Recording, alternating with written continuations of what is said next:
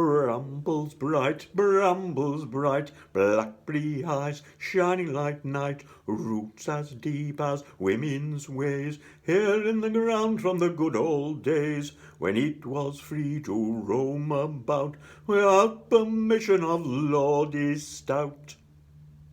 Lordy has his keepers all in the lanes, if they had the way we'd all be in chains. They tell us that the brambles are Lordy's to own, like the coney and the hare when the summer birds have flown. Well, one day in October in 82, before the devil had taken his due, some lasses were blackberrying on Agar's bank, when they smelt something that really stank.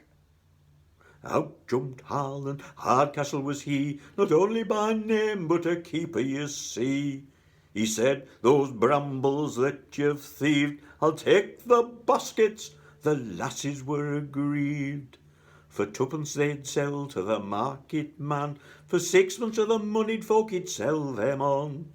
From the money that they got, the women paid their rent, so on keeping the baskets they were hell-bent.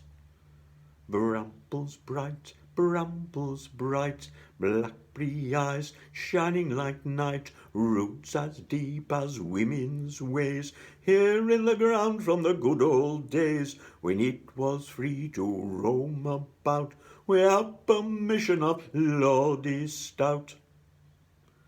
As they were arguing and pushing to and fro, 6 Eston miners come walking in a row. They were going to the pit to do a day's work, but they'd not stand aside and duty shirk. There was a Thompson, a Buxton, and John Cripsall, a Hodgson, a Wharton, a Mortimer, and all.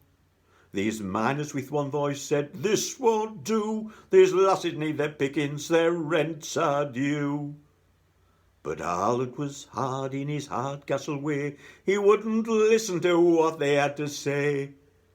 Well, them as wouldn't listen could expect a bloody snout when the heroes of Eston were that way out. The lasses grabbed their baskets and ran off right quick, but Harlan reported the lads to the beaks. Brambles bright, blackberry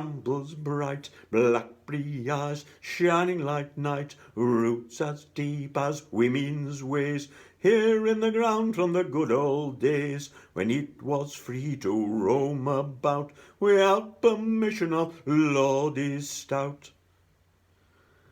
As Eston miners came marching into court, the gallery rang with shouts of support. The Eston lads said they'd done out wrong. Lordy's pals on the bench sang a different song. They found them guilty, each fined 4 and 6.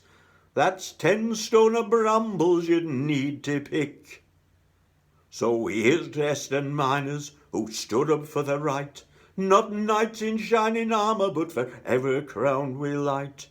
There was a Thompson, a Buxton, and John Cripsall, a Hodgson, a Wharton, a Mortimer, and all.